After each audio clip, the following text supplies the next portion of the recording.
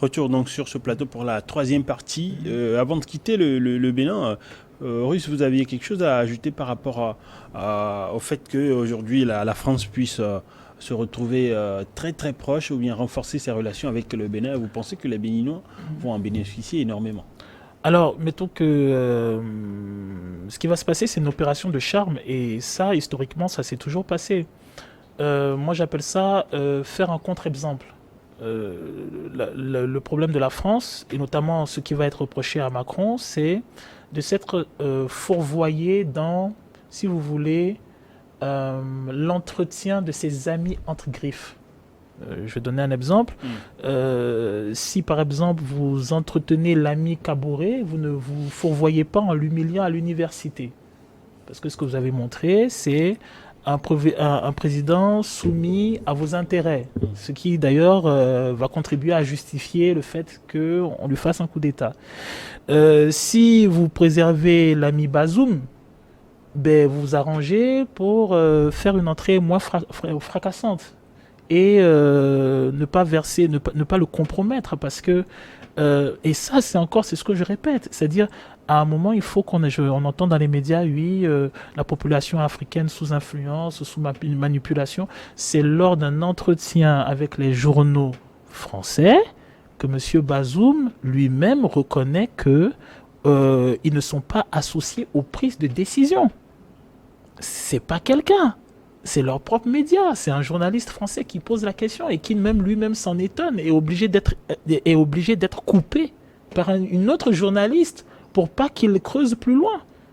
Donc là, c'est pas les médias africains, c'est personne, c'est pas les médias russes, non, ce sont les propres médias. Les gens se sont servis de ce qu'ils ont fourni. Et donc, lorsque vous n'entretenez pas l'ami et que vous-même vous contribuez à ce que l'ami ressemble à votre pantin, il ne faut pas vous étonner que les populations rebondissent dessus. Et donc, là où va se situer entre griffes, l'avantage du Bénin, c'est que la réaction coloniale est de procéder par contre-exemple. Vous voulez une souveraineté? Allez-y. Nous allons vous mettre les bâtons dans les roues, mais nous allons vous proposer le contre-exemple. Et c'est ce qui s'est passé entre la Guinée et la Côte d'Ivoire. À la Guinée, on a mis l'opération Persil. On a sapé la monnaie guinéenne.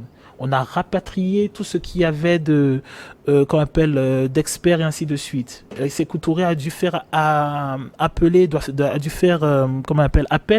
aux intellectuels africains pour venir soutenir son régime. On a essayé de mettre en place plusieurs tentatives de coup d'État et pendant ce temps, M. Houphouët-Boigny, qui était président de Côte d'Ivoire et qui avait de meilleurs liens avec la France, bénéficiait de crédits dont les autres n'auraient pas pu bénéficier.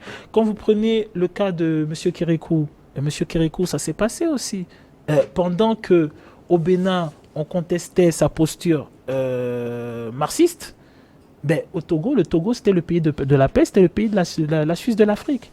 Et donc à chaque fois, l'établissement colonial, néocolonial, a procédé par contre-exemple. Là, actuellement, on a les trois exemples qui sont le Mali, le Burkina, le Niger. À qui on souhaite tous les malheurs du monde. Oui, le gouvernement malien va tomber. Actuellement, le gouvernement malien, jusqu'à présent, depuis qu'on dit qu'il va tomber, il est là. Le gouvernement burkinabé, oui, vous allez tomber, il est toujours là. Le Niger, c'est la même chose. Vous êtes des putschistes, vous allez tomber. Et donc, il faut susciter un autre exemple. Et ça va être comment on le voit, en tout cas vu la tendance qui se projette, ça va être le Bénin. On va investir dans le Bénin, on va renforcer les coopérations, on va être beaucoup plus doux et beaucoup plus flexible avec l'ami Talon. Et je ne pense pas que ça ne sera que le Bénin. Je pense que du Bénin à la Côte d'Ivoire, on va caresser dans le sens du poil et on va être beaucoup plus, comment dirais-je, flexible quand ces amis-là vont dire mais ceci nous ne voulons pas ou aménagez-nous ceci pour que nous puissions investir plus ou moins dans tel ou tel secteur. Alors on va donc c'est vrai qu'on va quitter le Bénin, mais on va toujours parler d'Emmanuel Macron puisqu'il s'est prononcé également devant les diplomates. Il a également évoqué la situation, c'était inévitable, la situation au Niger, et ces propos on pouvait comprendre que l'ambassadeur Sylvain Ité, qui est en poste à Niamey, ne va pas quitter le Niger comme l'ont demandé les militaires au pouvoir dirigés par Abdourahmane Tiani. Et est-ce que, Jean-Baptiste Pouli, vous pensez également que Emmanuel Macron est dans une mauvaise posture aujourd'hui, comme beaucoup le pensent? Vous savez que la France, pendant très longtemps, refuse de croire que le coup d'État est consommé. Pendant, même jusqu'à la nomination du Premier ministre au Niger, il continue à dire tentative de coup d'État. Donc c'est vraiment pas encore consommé. Et aujourd'hui, il le prouve quand il refuse de rappeler leur ambassadeur et qu'ils le maintiennent en poste en disant que les autorités qui demandent à ce qu'ils partent ne sont pas légitimes et donc n'ont pas cette capacité de le faire. Et malgré la pression donc, de ces autorités, ces militaires sur le diplomate français, on a vu les coupures d'eau et d'électricité et tout ça.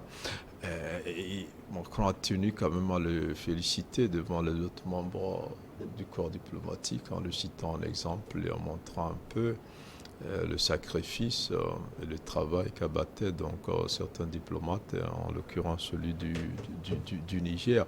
Et ça fait sourire et en même temps on se demande sur quoi Macron compte pour faire plier des militaires qui sont en train de tout bousculer et qui sont en train même de faire partir le contingent français du Niger. Si on peut déplacer un contingent, je ne vois pas pourquoi c'est plus compliqué de déplacer un ambassadeur. Vous ne pensez pas? Voilà, donc après, je ne sais pas d'où la question de l'intervention revient toujours. Est-ce que on garde cet ambassadeur-là pour dire qu'il y aura un autre ordre au Niger et que celui-là est toujours éphémère, on ne le reconnaît pas jusqu'au moment où... Peut-être pour pousser à bout Abdourahmane Tiani et ses hommes? Voilà, donc c'est là où on se dit, mais c'est pas une position normale,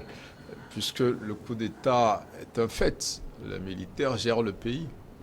Même s'ils ne sont pas passés par les urnes, aujourd'hui, ils ont les attributs de l'État, ils exercent ce pouvoir, même s'ils l'ont pris par la force. Et ça, c'est une réalité. Alors, quand le président français dit qu'ils n'ont pas, ils ne peuvent pas, alors qu'ils peuvent faire un certain nombre de choses déjà, ils ont commencé par faire un certain nombre de choses. On se demande, est-ce qu'il y aura un événement qui viendra arrêter le cours de ce qui est en train de se faire par des militaires. Et donc, certains estiment que la France n'a pas toujours mis et pense toujours que l'intervention militaire reste possible. Et donc, cette attitude-là renforce ceux-là qui pensent que la France espère toujours que les militaires du Niger partiraient d'une manière ou d'une autre. Après, on est là, on attendra jusqu'où va s'arrêter ce bras de fer, mais ce bras de fer engagé en défaveur de la France, qui a déjà plié sous d'autres régimes, au Burkina et au Mali, dans presque les mêmes conditions. Maintenant, est-ce que ce n'est pas mettre en danger la vie de ce diplomate-là que de l'encourager à rester dans un pays où on ne semble plus le vouloir, où il est devenu persona non grata. Et je pense que Macron, c'est le seul à quoi il joue, à moins qu'il ait un autotour dans sa botte. Mais après, visiblement, le constat est clair. La CEDEAO aussi s'en rend compte. La preuve, elle a renoué le dialogue avec ces autorités-là, c'est que le pouvoir est aujourd'hui dans les mains des militaires, qu'on le veuille ou non. Il faut travailler, il faut composer avec... Donc vous pensez que ce n'est plus vraiment, parce que quand je dis vraiment, c'est vrai qu'ils disent que l'intervention militaire est d'actualité, mais vous pensez que ce n'est plus vraiment d'actualité? Elle n'est même pas possible. Oui, mais en même temps, vous savez que ça peut être aussi stratégique pour endormir un peu les autorités nigériennes, qu'elles pensent qu'après que tout est calme. Mais visiblement, on évolue vers une normalisation ou une reconnaissance de ce pouvoir de fait, là, de ce coup d'État. Et donc, c'est beaucoup plus l'organisation de la transition aujourd'hui qui a une priorité pour les partenaires du Niger. C'est comment faire en sorte que les militaires ne restent pas longtemps au pouvoir et qu'ils cèdent dans les meilleurs délais, donc ce pouvoir au civil. Oui, Horus, vous voulez réagir à propos? Alors, la posture, alors, si vous voulez, je dirais qu'au final, quand je vois ces 10 dernières années, je pense que Monsieur Emmanuel Macron, c'est le plus beau cadeau qu'on ait fait à tous ceux qui dénonçaient sur des dizaines d'années la France-Afrique et le néocolonialisme occidental. C'est-à-dire, il a offert sur des plateaux à chacune étape de sa magistrature de quoi pouvoir prouver aux gens qu'il y avait, comment dirais-je, de l'exploitation, des duplicités, de la corruption, de l'influence néfaste, du désavantage dans les types de coopération dans lesquels on nous avait confortés. Comment dirais-je? On est sur un monsieur qui dit « Je maintiens mon ambassadeur ». Ce qui avait été reproché à cet ambassadeur, c'est de ne pas avoir répondu à une convocation. Cet ambassadeur, il aurait pu être changé. Il aurait pu être changé. Surtout que cet ambassadeur avait des précédents fâcheux avec le gouvernement du Niger. C'est l'ambassadeur qui avait déclaré dans un de ses propos que l'eau de Niamey était européenne, venait de nappes européennes, et ça avait fait à l'époque scandale, et il s'était retrouvé percuté un peu de toutes parts. Il avait dû présenter ses excuses. Et donc, cet ambassadeur, ne serait-ce que par le comportement, par la posture et ainsi de suite, était quelqu'un déjà plus ou moins de décrié. On lui demande de se présenter à une convocation, il n'y va pas parce qu'il ne reconnaît pas, comment dirais-je, le gouvernement actuel, le pouvoir actuel, et du coup, il se disqualifie lui-même. Le problème avec M. Macron, c'est que comment est-ce que vous-même présumez de connaître ce qui est bon pour un peuple? C'est le peuple qui légitime quelqu'un, et c'est cette personne-là qui a été légitimée par ce peuple qui rentre en contact avec vous. Dans le cadre d'espèces, oui, on a un coup d'État, qu'on le veuille ou non, ce coup d'État est consommé parce que je ne vois pas comment M. Bazoum pourrait revenir aux affaires. Maintenant, le discours, et c'est pour ça que je trouve que nos médias africains doivent être attentifs au choix des mots. On dit M. Bazoum c'est une prise d'otage. C'est pas une prise d'otage, c'est une garde à vue. On est dans une période de crise, on l'a mis en garde à vue. Pour le forcer à démissionner, ce qu'il n'a pas encore fait. Non, attention. Soyons sérieux. On parle du Niger. Au Niger, on a tiré sur Maïna Sara. C'est du Niger qu'on parle. Okay. Voilà. Donc ce monsieur-là, si on voulait le contraindre par les armes à signer un papier, il aurait signé le papier. Et c'est des militaires. Ils ont des armes. On a voulu contraindre Gbagbo, on a contraint Gbagbo. Je ne sais pas si vous voyez. Okay. Si on a pu contraindre Gbagbo, ce n'est pas M. Bazoum avec des armes, des Kalachnikov qu'on ne peut pas contraindre à signer un papier. On est d'accord. Donc ce monsieur, il est en résidence surveillée avec sa famille et ainsi de suite. Effectivement, je suis d'accord, il faut se porter garant de sa sécurité. Mais la vérité mondiale, c'est que, hormis nous les Africains, il n'y a aucune personne qui exporte un chef d'État. Monsieur Sarkozy ne sera pas extradé de la France pour la Libye pour répondre des crimes qu'il a commis. Monsieur Bush ne sera pas extradé des États-Unis pour répondre des crimes qu'il a commis en Irak. Je ne sais pas si vous voyez. Même pour le cas de Napoléon, crime de guerre et ainsi de suite, Napoléon n'a pas été extradé. Pour le cas de l'Allemagne nazie, le procès s'est tenu à Nuremberg. Et donc, dans le monde, nous sommes les seuls qui trouvons normal d'extrader un chef de l'État, une personnalité importante pour se faire juger ou bien pour aller en exil à l'extérieur. Alors que le problème qui se pose, c'est quoi? Il s'agit d'un chef d'État. Par conséquent, il s'agit de quelqu'un qui détient des informations stratégiques pour le pays. C'est ça de ça qu'il s'agit. Et donc, vous ne pouvez pas extrader quelqu'un qui a autant de ressources stratégiques, autant d'informations à l'extérieur. Ce n'est pas possible. On a l'exemple du cas burkinabé, où lorsque M. Compaoré a été extradé, ce qui s'en est suivi, c'est une présomption de culpabilité sur sa participation aux attaques terroristes contre le Burkina. En temps normal, M. Compaoré n'aurait pas dû être extradé. Il est dans son pays, mais il peut y vivre tout à fait normalement. Monsieur Bokassa a été jugé en Centrafrique. Donc il y a Monsieur Alpha Condé. Monsieur Alpha Condé vit en Guinée. Il y a un coup d'État en Guinée. Monsieur Alpha Condé est en Guinée. Donc qu'on m'explique pourquoi Monsieur Bazoum, bien qu'il ait été renversé, ne puisse pas vivre au Niger. Monsieur Zinsou, Émile Zinsou, a été renversé au Bénin.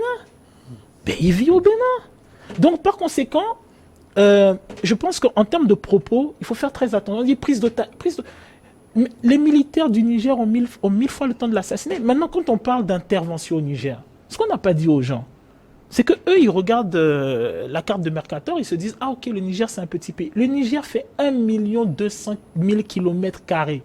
1 million. Le Togo, pour faire un comparatif, le Togo a 56 600. Le Nigeria a 900 000. Le Bénin est à 110 000 quelque chose près. Le Niger fait 1 200 000 km². 1 200 000 km². C'est plus grand que le Nigeria. Je ne sais pas si vous comprenez. Le Niger est plus grand que le Nigeria. Et maintenant, vous dites à une CEDEAO qui est brisée, qui est divisée, où on a quelques personnes qui disent « Oui, voilà, nous on envoie un bataillon. » Que eux, ils vont descendre sur Niamey, combattre des forces militaires qui sont aguerries au combat contre les terroristes et leur arracher une personnalité pour l'extrader. Mais comment vous faites ça ? La vérité qu'on n'a pas dite aux gens, c'est que les Occidentaux, en l'occurrence les Français, ont fait avec nous comme les Américains ont fait avec eux. C'est-à-dire que nos États, d'une certaine manière, ont sous-traité leur sécurité. Par conséquent, ce qu'on a dans la plupart des présidences, c'est qu'on a des forces spéciales. On va vous dire, non, tel président est protégé par des Israéliens. Non, il est protégé par une équipe française. Il est protégé par des Américains, et ainsi de suite. Et après, lorsque vous avez l'armée, vous allez vous apercevoir que dans toute l'armée, dans toutes les forces de sécurité, il n'existe un groupement, il n'existe qu'une brigade, un détachement, qui lui est effectivement bien formé, bien équipé, et ainsi de suite, mais qui est consacré à la sécurité présidentielle. C'est ce qui s'est passé au niveau de Mobutu quand il s'est fait renverser. C'est ça le problème. Et donc, ce que nous on appelle armée actuellement dans les États africains, c'est ce qu'à l'époque on a pu appeler dans des pays la force publique. C'est-à-dire, oui, on a formé des gens, mais on a formé des gens pour contenir les populations, organiser les populations dans le pays. On ne les a pas formés pour aller faire la guerre à l'extérieur. Et donc, par conséquent, à chaque fois, ben, on a des gens qui, lorsqu'il y a un problème dans nos pays, sont obligés de sous-traiter la sécurité. Il faut faire venir des gens. S'il y a un problème, il faut appeler l'Américain, il faut appeler le Français, il faut appeler l'armée de l'Union européenne, ainsi de suite. Donc, quand par exemple, je vais terminer avec, ça. Quand par exemple, vous avez M. Ouattara ou je sais pas, M. Talon qui vont dire « Nous, on envoie des hommes au Bénin », ben, vous vous appuyez sur quel type d'homme, sur quelle qualité d'homme, et puis après, vous dites « Nous allons financer sur fonds propres », alors que vos États sont déjà sous perfusion économique. Ce sont encore les autres qui les financent. Alors, Russo, on va observer la pause sur ces interrogations et revenir dans la dernière partie pour parler encore du Niger.